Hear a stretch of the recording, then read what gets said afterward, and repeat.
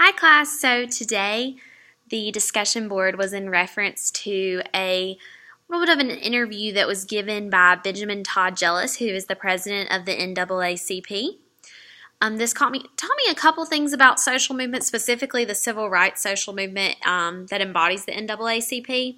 So the first thing that I learned was that the increase in incarceration rates point to failure in education. I had no idea that those two things were even placed in the same budget, and I thought it was interesting that he pointed out the fact that African American men are 5 times more likely to be incarcerated than white men. So as he pointed out and started to begin to highlight how the education system plays a huge role in this, I started to consider his point that had to do with using less brute force and more being smart about how you prevent these things from happening. And this could be easily fixed by improving our education system across the board in America and causing more equality as far as instruction goes and just resources in general in an educational setting.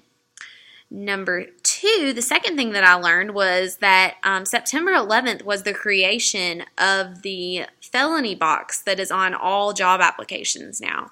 I guess we were so young then that I had no idea that that wasn't always available and that wasn't always something that you had to check on an application.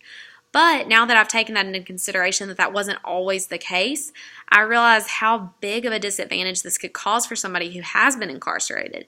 You take, minimum wage jobs even, and it's got that box on there, and if somebody checks it, it is a really good chance that that gets thrown into the trash, and those people don't even have the opportunity to explain themselves and explain what happened. So it becomes really impossible for people to get off of this bad track if they're just continuously shut down and made unable to be able to succeed in the American workforce.